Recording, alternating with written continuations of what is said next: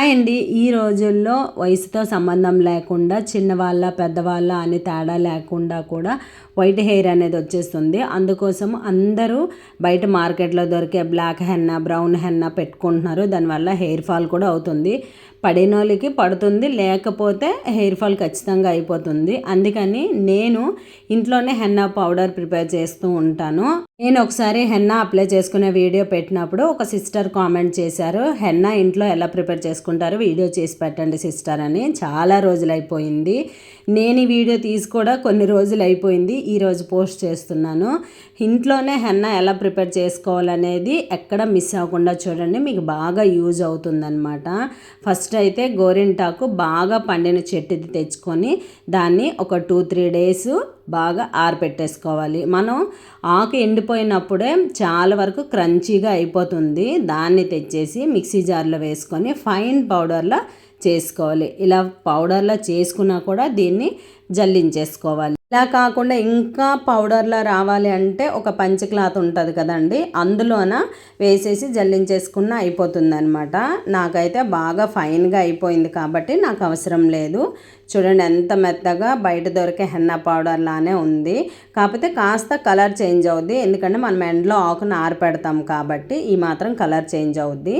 ఇది ఇప్పుడు ఒక బౌల్లో వేసి పక్కన పెట్టుకొని దీంట్లోకి నేను కొన్ని ఇంగ్రీడియంట్స్ వేసుకుంటున్నాను. అవేనండి వీడియో క్లిప్లో చూపిస్తున్నాను కదా, కాఫీ పొడి, మెంతులు, ఉసిరికాయ, ఇంకా లవంగాలు. వీటిని అయితే నేను ఆఫ్టర్నూన్ టైంలోన ఒక బౌల్లో వేసుకొని వాటర్ వేసి నానపెట్టేసుకొని నైట్ టైము అంటే మార్నింగ్ హెన్నా పెట్టుకునేటప్పుడు నైట్ టైమే హెన్నా పౌడర్ నానపెట్టేసుకుంటాం కదా, ఆ టైంలో వీటన్నింటిని మరిగించుకోవాలి. ఎంతలా అంటే ఉసిరికాయ ఇలా చేతితో స్మాష్ చేస్తే స్మాష్ అయిపోయి అంతలా మరిగించుకున్నాక దీన్ని పూర్తిగా వడపెట్టేసుకొని చల్లారి పెట్టుకోవాలి. ఇలా చల్లారిన తర్వాత మన హెయిర్కి ఎంత క్వాంటిటీ హెన్నా పౌడర్ పడుతుందో అంత క్వాంటిటీలోన దీన్ని వేసేసుకొని ఈ వాటర్ని కలిపేసుకోవాలి. ఇంకా సరిపోకపోతే ఇంకాస్త వేసుకొని కూడా కలిపేసుకోవాలి. ఇంకా మిగిలింది అంటే పక్కన పెట్టుకోండి, ఎందుకంటే ఈ హెన్నా పౌడర్ అనేది ఉబ్బుతుంది, ఫామ్ అవుతుంది కనుక తర్వాత మార్నింగ్ కూడా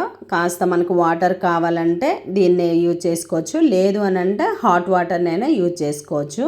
నేనైతే ఇలా నైట్ కలిపేసి ఈ రెండు ఒక పక్కన పెట్టేసుకున్నాను. ఈ విధంగా పక్కన పెట్టేసుకున్న తర్వాత ఇంకా మార్నింగ్ చూసేసరికి నాకైతే హెన్నా పౌడర్ బాగా ఉబ్బింది చూడండి. ఇప్పుడు దీంట్లోన ఈ మిగిలిన వాటర్ని వేసేసుకొని బాగా కలిపేసుకోవాలి. ఇప్పుడు ఇందులోకి మెయిన్ ఇంగ్రీడియంట్ అంటే మనము పెరుగు కానీ లెమన్ కానీ లేకపోతే ఎగ్ వైట్ కానీ యూజ్ చేసుకోవాలి. నేనైతే కాస్త హెయిర్ సిల్కీగా ఉండాలి అని ఎగ్ వైట్ని అయితే యాడ్ చేసుకుంటున్నాను. ఎగ్ వైట్ కాకుండా చుండ్రు లాంటివి ఉంటే, ఇచ్చింగ్ ఉంటే మీరు పెరుగు లెమన్ కూడా యూజ్ చేసుకుంటే మంచి రిజల్ట్ వస్తుందన్నమాట. ఈ విధంగా కలిపేసుకొని మొత్తం హెయిర్కి అప్లై చేసుకోవాలి. నా హెయిర్ కొద్దిగా లాంగ్ కాబట్టి కాస్త కష్టమే, కానీ మొత్తం హెయిర్ మొత్తంకి అప్లై చేసుకొని పూర్తిగా డ్రై అయిపోయిన తర్వాత హెడ్ బాత్ చేసుకోవాలి. అది కూడా షాంపూ యూజ్ చేయకుండా హెడ్ బాత్ చేసుకొని నెక్స్ట్ డే మైల్డ్ షాంపూతో ఇంకా హెడ్ బాత్ చేసుకుంటే మంచి రిజల్ట్ వస్తుందండి. నాకైతే ఇలా హోమ్ మేడ్ హెన్నా నాకు చాలా బాగా యూజ్ అయింది. మీకు యూజ్ అవుతుందనేసి ఈ వీడియో అయితే చేశాను.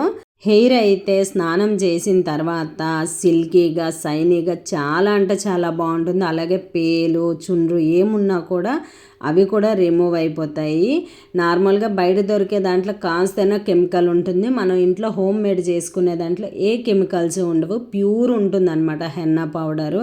చూడండి ఇక్కడ నా హెయిర్ ఎంత షైనీగా సిల్కీగా ఎంత బాగుందో, నాకైతే బాగా నచ్చింది. మరి మీకు నచ్చిందా? అయితే ఇంకెందుకు ఆలస్యము, తొందరగా ఇంట్లోనే home made henna powder prepare చేసి పెట్టుకోండి. మీకు ఎప్పుడు కావాలంటే అప్పుడు చక్కగా యూజ్ చేసుకోండి. వీడియో నచ్చితే లైక్ చేసి ఛానల్కి సబ్స్క్రైబ్ చేసుకోండి.